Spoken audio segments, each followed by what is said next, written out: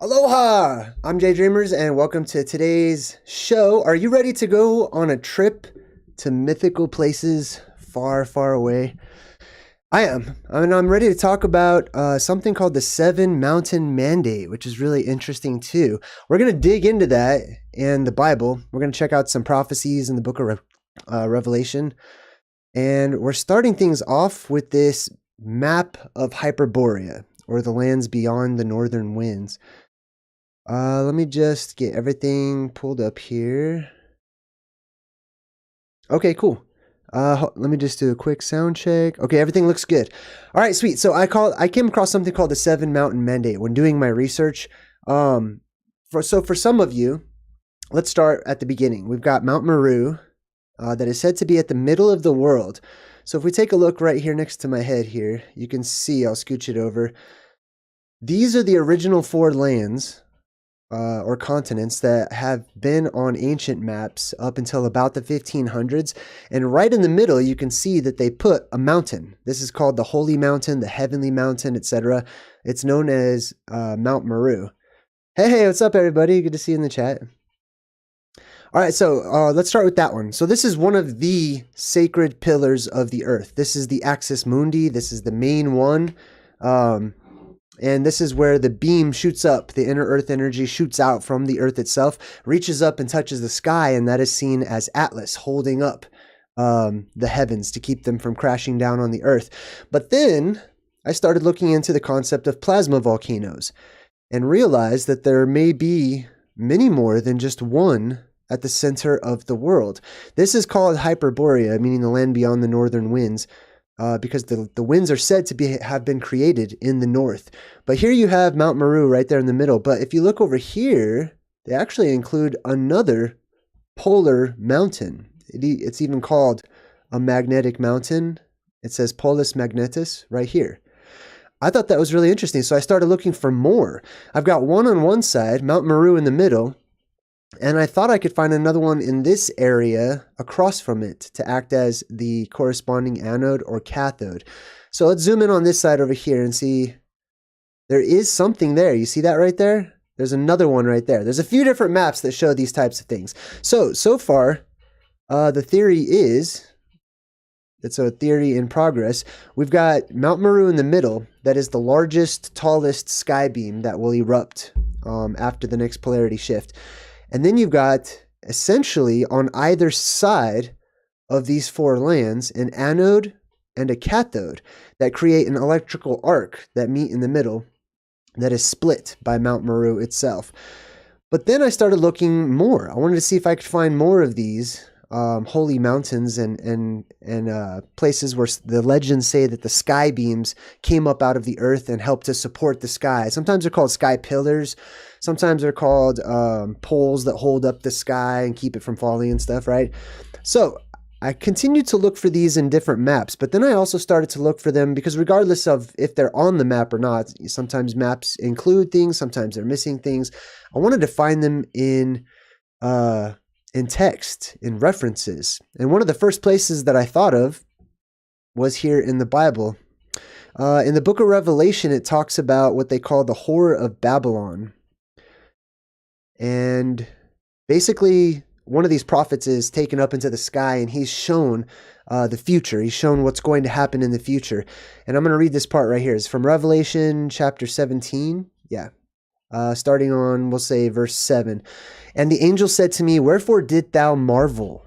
I will tell thee the mystery of the woman and the beast that carrieth her, which hath the 7 heads and the 10 horns. The beast that thou saw, that was and is not, and shall ascend out of the bottomless pit." So they're talking in metaphor right now. There's this holy virgin and there's a beast underneath her that she's sitting upon. And it's got 7 heads and 10 horns. And it says that the beast at the time, in the past, it wasn't there. And I'm sorry, in the past it was there, the beast was there, and then it disappeared and the beast was gone. So it is not at the time. And then it says, and then in the future it shall be again. It shall ascend out of the bottomless pit and go into perdition. And they that dwell in the earth shall wonder. And then it continues on. It says, here is the mind that has wisdom. The 7 heads of this beast are 7 mountains on which the woman sits. So it's telling you point blank that the beast that it's talking about in the book of Revelation represents geographic places here on earth. 7 mountains, 7 holy mountains, 7 sacred mountains. Sometimes it's mountains, sometimes it's towers, sometimes it's castles. It's various symbolism for these towers of rock that shoot up out of the ground in these places. So this is really interesting. The 7 heads are 7 mountains. And it's referring to what they call the Whore of Babylon, basically. So whenever that blue beam shoots up from the world and is surrounded by, these 7 rocks and corresponding other geographic features, that is seen as a benevolent god or a benevolent goddess, right? That's here to help. It's seen as like King Arthur and his Knights of the Round Table, etc. But whenever that blue beam retracts, and the world enters into the blue sky age, which we're in now, then those same exact geographic features are seen as bad guys. They're seen as basically flipped around, and now they're evil instead of good. So let's take a closer look at these things. Now, these 7 mountains, a lot of people say that they believe that these represent the 7 hills of Rome. I don't think so. Let's check out the 7 hills of Rome. Okay, so basically, in the Bible, it also says that there's these 7 hills, or 7 mountains, right? And that the harlot, which some people interpret as being the church, sits upon them. Well, here on the map, you can see the Vatican is way over there. And then these little areas next to me are allegedly the 7 hills. So let's just give them the benefit of the doubt. There's one right next to me right here. There's another one right there. There's another one, that's 3. But then these other ones right here, these are all connected. These are all one hill that's touching. You know what I mean? There's not 7 independent hills or 7 independent mountains or anything like that. So I have a theory. And my theory is that when traveling, when leaving Hyperborea, or when leaving the North Pole or the Garden of Eden, right? All of those tribes spread out, and they took with them their myths and their legends and their names, just like the 7 holy mountains. So if they have hills in their area, or they live in a valley or something, hey, Donna, good to see you. They're going to name it after the original names, oftentimes. Also, they say it's the 7 hills of Rome. So let's check out Rome. Rome's very, very close. It has the exact same root words or letters as the word rim. If I could get it pulled up here. All right, well, this is the word rim, same exact root, RM, and it means edge, border, verge, the verge of something, the coast of something. It can also mean the seashore, which is really interesting, an interesting connotation. The rim of the sea, the dawn, literally the rim of the day. And it's spelled in different ways. And so basically, the 7 hills of Rome might be the 7 mountains of the rim of the world, basically, or the edge of the world, which is where Hercules is said to have put his pillars, right? The pillars of Hercules were put at the westernmost edge of the world. Now, some people interpret that to mean that the edge of the world is on the outside, the outer rim. However, in the ancient times, the edge of the world was seen as being in the middle of the world. That was the 4 corners of the world right there in the middle. And once you transcend that boundary, you're now entering into some other realm, some other place. So this is really interesting. Let's go back to this map real quick. I want to show you something else that's here too. This particular portion right here is kind of unfinished, but let's look right underneath that. Check this out. Do you see where it says Oceanus Septim down here? Right above my shoulder? Let's see if I can get it over here. All right, you see that right there? It says Oceanus Septim, and then it continues right here, Trionalis. That's very interesting. I've seen this a couple of places before whenever researching ancient and old maps. Oceanus Septentrion is what it's usually called and referred to as. I think I have another example. Let me see if I could pull up another one here.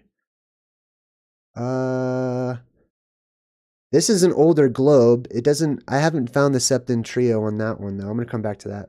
Oh, here's a good example. Okay, so right here on this side is the North Pole. And as you can see, they have the 4 lands right there in the middle. Let's zoom in a bit. All right, so there's the 4 lands. Now, just to the left of that, look what it says. Septentrio. Do you see that? You'll start to see this on a lot of the older maps anywhere in the region of the North Pole. This is really interesting that they decided to name it Septentrio. And if you look it up, basically Wikipedia and Google and stuff, they say it means north. Like, that does not mean north at all. Sept definitely means 7. Sept is an older word for 7, meaning like the root of September, right? September used to be the 7th month. That's why it's called September. And then October and November likewise, right? So septum means 7, or sept. The root of that sept means 7. Let me go back to this other map here. Oceanus septim, and then it says trionalis. Now, trio you might think means 3, but actually, if you go back to the root of it, it means not 3, but the word tree, like the tree of life, right? The root of that goes back to the DR instead of a TR. It was more of a DR sound, and it was the word deru, right? So what this is actually saying, if I translate it correctly, is this is the ocean of the 7 trees, and then nalis basically implies birth. So where the 7 trees are born, essentially. The ocean of the 7 trees. Or, by extension, the ocean of the 7 pillars of light that shoot up out of the earth, or the 7 mountains, right? Which would be the trunks of those heavenly trees. All right, so let's just take a look at it real quick.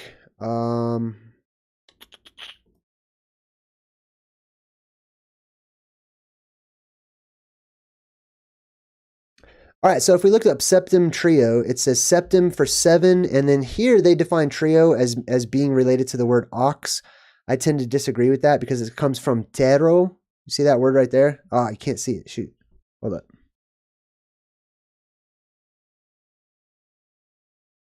Let's see. Oh, tero, right here, to rub. Now that word tero is directly related to tower and mountain and things like that. And that's how we get that. So I believe that this is a loose translation when they translate it as meaning 7 oxen. I don't think that's right. I think it's 7 deru, or 7 towers, or 7 mountains, 7 castles, etc., right? So that's septum. And then if we look up that word tero, actually, I already looked it up for us. It means the earth's surface, the soil, the ground, the land. Often it just means earth. That's where we get the word terra from, right? Like terrestrial, that's where that comes from. So 7 lands, 7 mountains. All right, cool. Let's go back to this 7 mountain mandate and see what this is. I just learned about this too. It says the 7 mountain mandate is a part of dominionism. Dominion theology is a group of Christian political ideologies that seek to institute a nation which is governed by Christians and based on their understandings of biblical law. All right. Followers claim that the biblical base for their movement is derived from Revelation 17, 1 through 18, wherein verse 9 it reads, "And here is the mind that has wisdom. The 7 heads are 7 mountains." The 7 areas which the movement believe control society, in which they continue to control in the areas of family, religion, education, media, entertainment, business, and government. So here's what they're saying. They're saying that essentially these 7 mountains that are spoken of in the book of Revelation, that they're just symbolic, that they represent these different areas of life. They might, as above, so below. If astrology has influence, the stars above have influence, or the lights above have influence over our lives in certain areas of our lives, then can't also certain areas of the earth impact us and have an effect on our frequencies as well? I think so. I'll tell you where this came from too. I was actually watching Under the Dome, and they had these like 7 amethysts or something. They had one big amethyst, and they had to cut it into these irregular shapes, and it had to be 7 pieces, which I thought was really interesting. It's actually 6 pieces with like a central centerpiece in the middle. That centerpiece is Mount Meru. And I have an idea. I don't think I drew it out this time, so I'll have to give you a visual next time. But if you imagine, let's go back to the map here. All right, so here's the old map of the North Pole. I'll zoom out a bit. Let's zoom out a bunch. Okay, so if you imagine that there's one sky pillar or sky beam coming straight up from Mount Meru, that's the central point. That's the Holy Grail, etc. And then around that, it is said that there are 4 others, that there are these 4 witnesses, 4 columns, 4 strings that hold up the sky, 4 pillars, 4 beams, etc. It like directly right next to the mountain itself. Now, I haven't found any on any of the maps yet, anything in that central region, but like I said, even finding maps with this on it is hard to come by. But if you have those 4 that surround the central figure, and then you have an anode and a cathode on each side, you now have 7. You now have 7 possible sky beams or pillars. All right, so let's jump into the mythology. Oh, actually, hold on. So back to the 7 Mountain Mandate. Basically, the people who are a part of this this movement or belief system, it says that they believe their mission is to take over the world, and that it's justified by the Bible. And it says, it's based off of Isaiah 2:2 that says, "Now it shall come to pass in the latter days that the mountain of the Lord's house shall be established on the top of the mountains." That's talking about Mount Meru, right? That's the throne of God, they say. Followers believe that by fulfilling the 7 Mountain Mandate, they can bring about the end times. So here we go. These 7 mountains are automatically directly related to eschatology and the study of the ending of, or resetting of the world, I should say. And sometimes it's shortened just to 7M or whatnot. I guess this was pretty huge for Donald Trump. I guess his advisor, his spiritual advisor, is really big into this whole 7 mountain stuff. 7 Mountain Mandate, the Trump prophecy, it says to check out too. All right, let's move on. Now, check this out. We're gonna read some myths and legends about the 7 mountains. All right, once Vishnu and Lakshmi had a quarrel. This is in Hinduism. Lakshmi left Vaikunta in a huff and came down to earth. Vishnu followed her and tried coaxing her to return, but she refused. So Vishnu decided to remain on the earth until he could convince her to return. He looked for a home on the earth that reminded him of Vaikunta and found 7 hills on a mountain range that reminded him of the 7 hoods of the great serpent, right? As above, so below. So those 7 hoods of the great serpent would represent the above, just like the 7 stars of the Little Bear constellation, right, at the North Pole. And then it goes on to say, reminded him of the 7 hoods of the great serpent Adeshisha, on whose coils he rested in the ocean of milk. Now, we've talked about the ocean of milk too, and what that possibly could be, which is basically an old Hindu legend that says that the ocean was churned up, right? That the gods all got together, the good ones and the bad ones, the positive and the negative, were turned on, or they all came together and activated, essentially. And that had an effect on our oceans, turning them white, or at the very least, turning the ocean around Hyperborea, or those northern lands where those mountains are, turning them white, right? As the ocean was essentially aerated and, had a lot of debris and bubbles in it and stuff, making it look like an ocean of milk. So it says that he made his home there.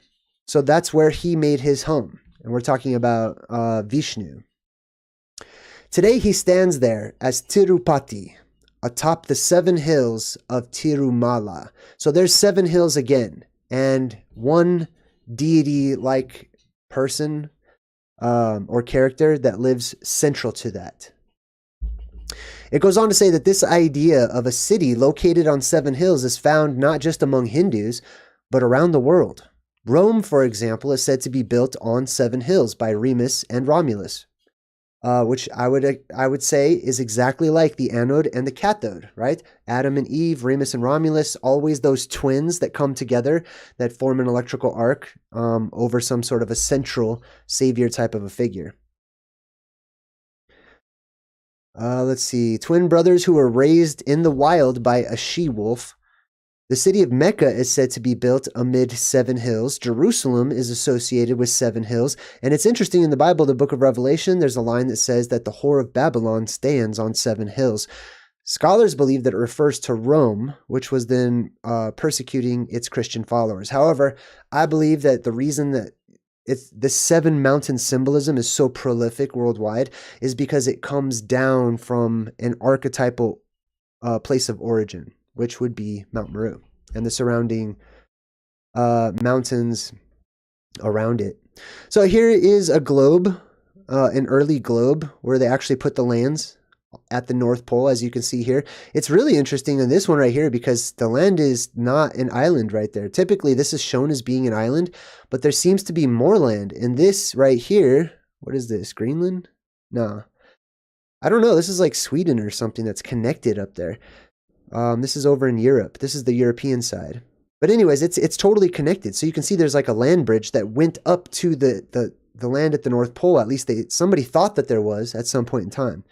So this is really interesting. And I like to take a lot of these images of the land at the North Pole from various maps because it's almost like you can see Atlantis sinking over time when you watch and look at these different globes and maps and stuff of the land at the North Pole, because you can see at first, like on this one, there's a whole bunch of land. There's all kinds of islands and stuff up there. And sometimes they connect to the main continents, as you can see. But then it seems like the water level started to rise and parts of the island disappeared and more parts disappeared until today we don't have them on our maps any longer and people don't believe that they ever existed. Here's another one that I've already shared with you, so we'll get rid of that one and that one. We talked about Septum Trio. It's also the symbolism of Snow White and the 7 dwarves, right? The 7 dwarves all have unique, totally different characteristics, right? They're all sort of in charge of a particular emotion or characteristic, which is like the 7 mountains or the 7 mountain mandate, as they would call it or whatever. And they're surrounding Snow White, right? She's in the middle. She's the sleeping beauty princess or whatever, right? She represents the goddess of wisdom, locked in a tower or locked underground or hidden away or sleeping, and one day waking up, right? To bring peace to the world, to restore things to goodness. And the 7 dwarfs protect her and watch and wait for her to wake up. There's a Cherokee legend. This one's really interesting. Let's check this one out. It says, the Earth, 1913, the Earth is a great floating island in a sea of water. At each of the 4 corners, there is a cord hanging down from the sky. The sky is of solid rock. When the world grows old and worn out, the cords will break, and then the earth will sink down into the ocean, and everything will be water again. All of the people will be dead, and the Indians are much afraid of this. That's huge. So we've got the 4 corners of the earth, as we talked about, representing the 4 corners of these 4 lands right here that lead into the inner earth or hollow earth entrance, right? And then it says, according to the legend, that there are these 4 cords or sky beams, sky pillars, right? Sometimes they have different symbolic ways of describing them. And it says that the sky is solid. Basically, these 4 cords are seen as hanging down from the sky and touching the earth, or pillars that hold up the sky and keep it from crashing in on the earth. And whenever the earth grows old and gets worn out, the cords break and a flood comes. So when you have these cords, you don't have the ocean, essentially. You don't have the flooding waters that we have today. We don't see those cords. Those cords are broken. They're gone. They've disappeared. That inner earth energy has retracted and gone back down for a time of recharging. But one of these days, those poles, those pillars, those columns and beams will push back out and be seen as ridding the world of the ocean or the flood waters, and holding up the sky as well. I think I have read this one before. I'm not going to read all of the rest of this legend, but I just wanted to read that particular part of it. All right, so this one's really interesting. This one is, I think this is from the Book of Enoch. Let me double check. This talks about how Saint Michael became the protector of 7 mountains. And it's talking about the legendary sword of Saint Michael, which would be the blue beam that shoots up out of Mount Meru in the center, right? So it goes on and it says right here, what's interesting is that within the Book of Enoch, let me make this bigger for us.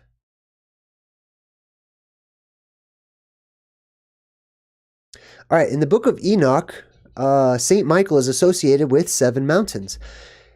And then it says, and I went beyond it and saw 7 magnificent mountains, all differing from each other. And the 7th mountain was in the midst of these, and it excelled all of them in height, resembling the seat of a throne. And fragrant trees encircled the throne. And amongst them was a tree such as I had never yet smelt. Neither was any amongst them, nor were any others like it. It had a fragrance beyond all fragrance, and its leaves and blooms and wood wither not forever. So we have these 7 mountains that are associated with Saint Michael. It says the 7th mountain was in the midst of these, and it excelled them in height, resembling the seat of a throne. So this central mountain is Mount Meru. This is the mountain right smack in the middle, and it is surrounded by the Knights of the Round Table. It is surrounded by its holy witnesses, etc., or living creatures, however you want to see it. It's also the tree of life, surrounded by lesser trees, right? Lesser, smaller sky beams, etc. Here's another one called the 7 Giants. This is a traditional legend about 7 giants. I'll just go ahead and read it. Sorry, it's so small. Traditional legend about 7 giants that might explain how the Sieben Gebirge, the 7 mountains, came into being. Once upon a time, the river Rhine did not flow from its spring in Switzerland through Germany and the Netherlands into the North Sea as it does today.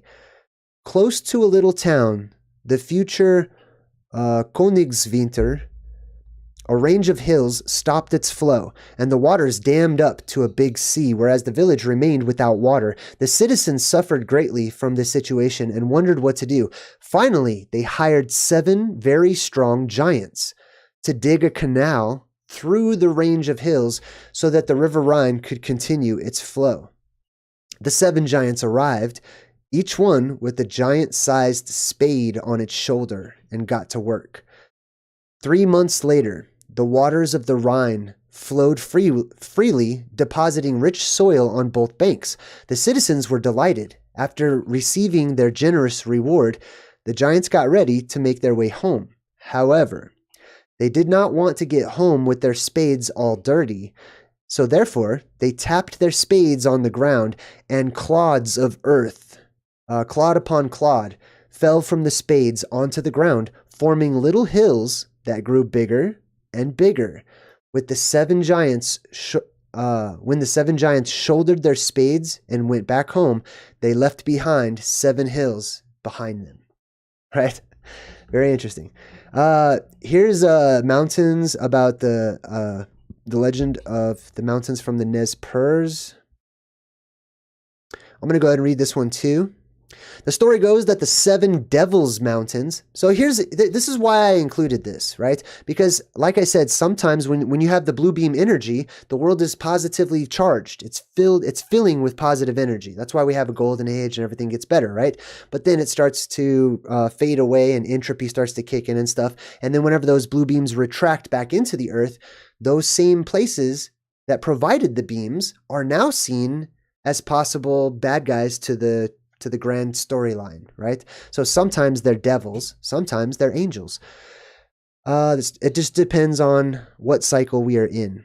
The story goes that the 7 Devils Mountains were once 7 giant, child-eating monsters living in the Blue Mountains of eastern Oregon. Each year, the monsters traveled east, devouring Nez Perce children in their path.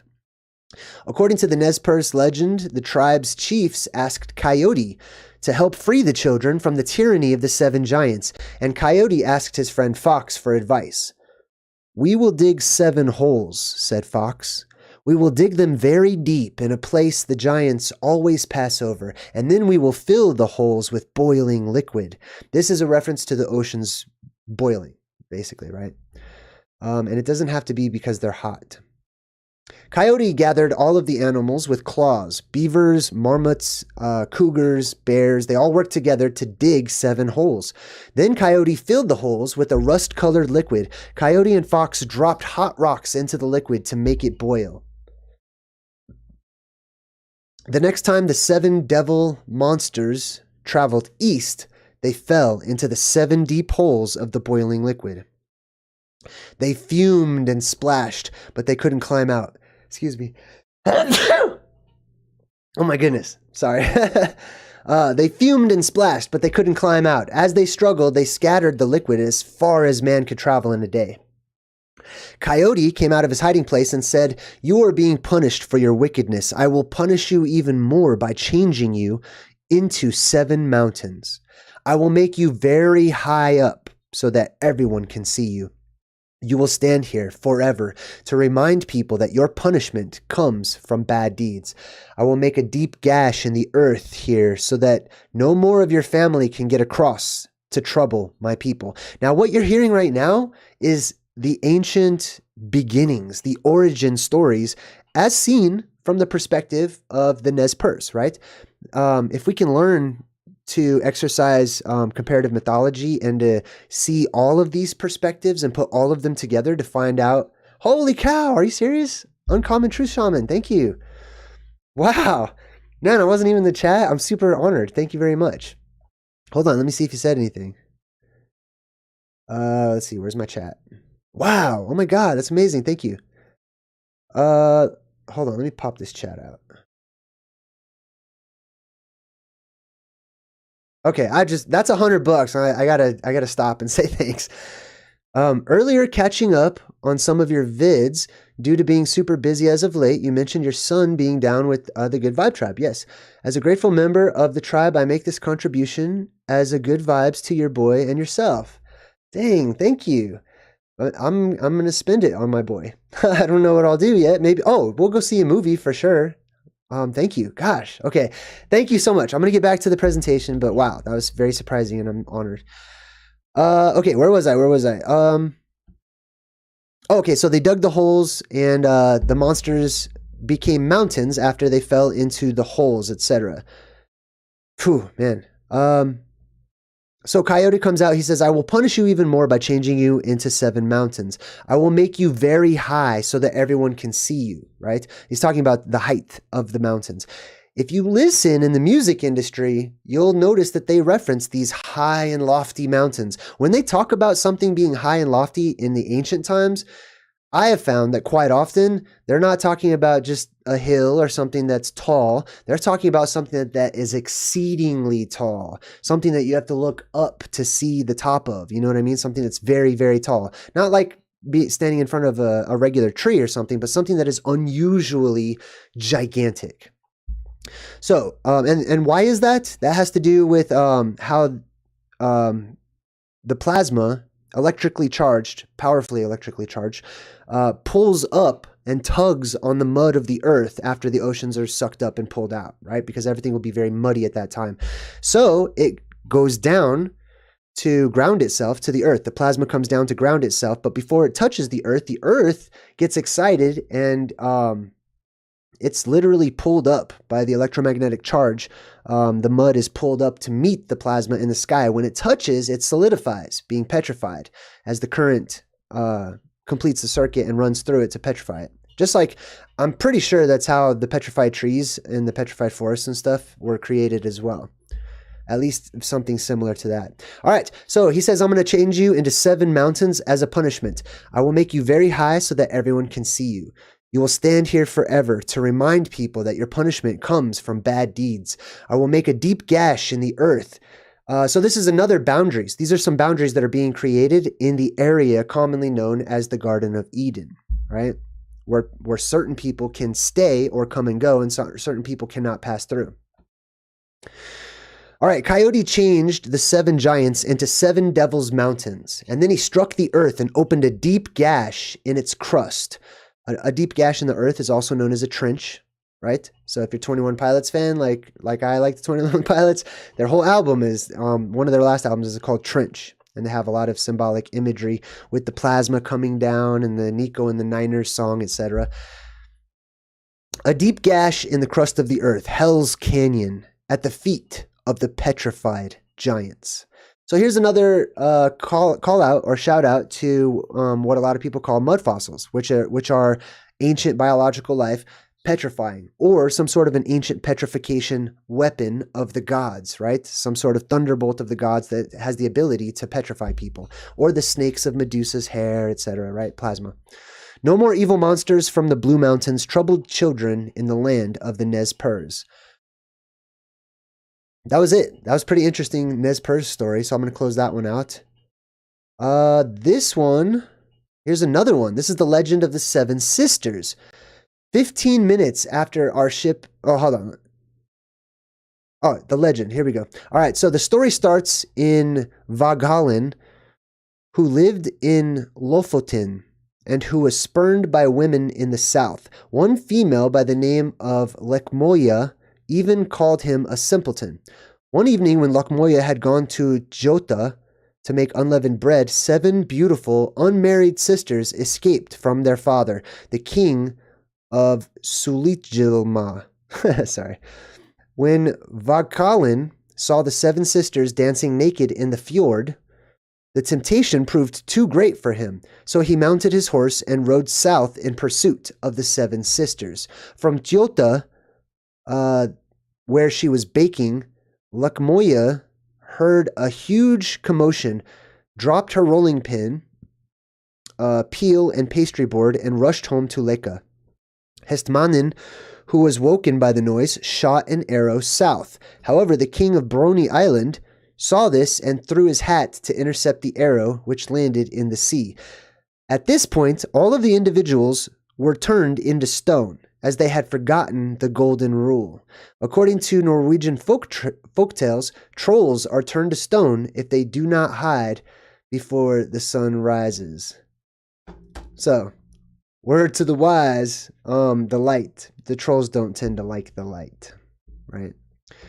Anyways, that's also symbolic and literal. Here's another interesting one. This one comes from Vietnamese and Korean creation myths. It says, also popular are the creation narratives that depict the early universe as lacking a distinction between human and non-human domains, which were later separated. One separation myth taught that heaven and the earth were tightly bound to each other. That means connected. To force them apart, the god made heaven swell or get bigger, and copper pillars. This is really interesting how copper starts to make its, starts to show up in my research. Copper pillars were erected on the earth's 4 corners to keep apart the heavens and the earth. So here's 4 more columns, 4 more pillars that are said to be these sky pillars that keep the heavens that have swollen up. When you see these pillars shoot up into the air, the optics change in our world because there's a huge amount of vapor or fog or mist, however you want to call it, that changes how the light acts in our atmosphere and how we thus perceive things that are up there in the sky.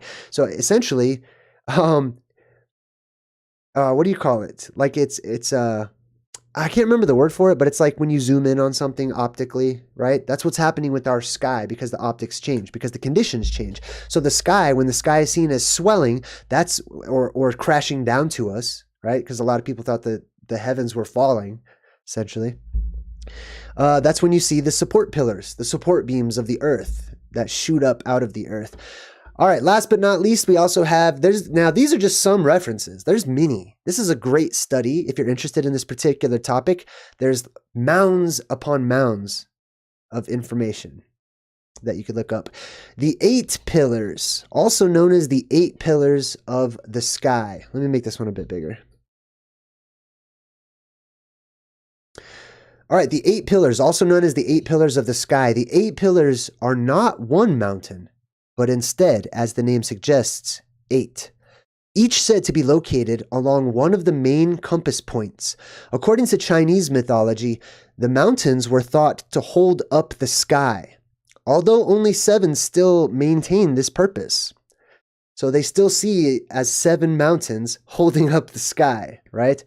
The 8th, Buzu, of the northwestern point, was damaged by the water god Gonggong in a fit of pique after he lost the battle to claim the throne of heaven, aka Mount Meru. Remember we talked about Gonggong whenever I broke down my truth in movie segment for everything everywhere all at once, right? And we talked about who Gonggong is. Very interesting one. Definitely check that one out. So yeah, let's go back to our main map. There are various pillars. There are various sky pillars. Sometimes they're cartoonified over time, and it falls to us to reconstruct these legends, these myths, these prophecies, these stories, and ancient texts, and combine them and balance them out with what we know today, or with what our current understanding of things scientifically is, right, so far. So that's my presentation on the 7 mountains. I hope you guys enjoyed it. Thanks for joining me. Thank you so much. Hold on, let me give another shout out. Uncommon Truth Shaman. Super, super thank you. I'm going to take my son to see a movie, so I'd super appreciate it. Thank you. All right, cool. Well, I hope you enjoyed. If you did, talk to me. Talk to everyone else in the comments. Let me know what I like. These are the things that I have found, okay? I really enjoy seeing what you all find whenever you watch this video later on, or you're doing your own research.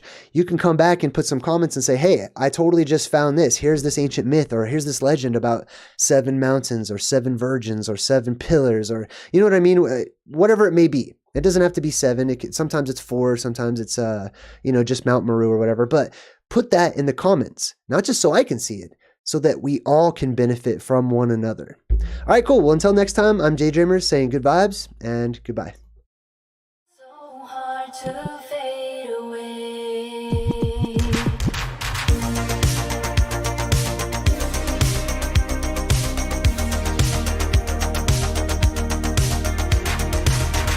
I try so hard to fade away, but something's forcing me to stay. It'd be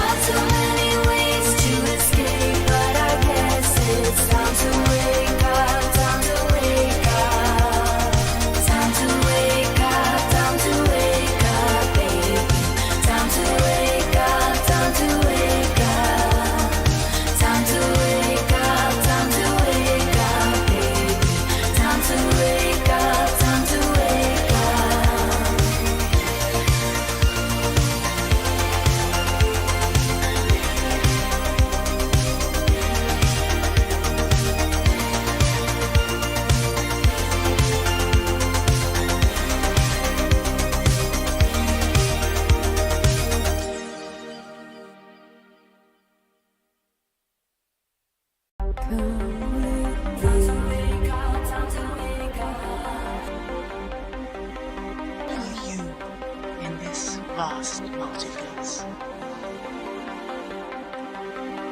Underworld.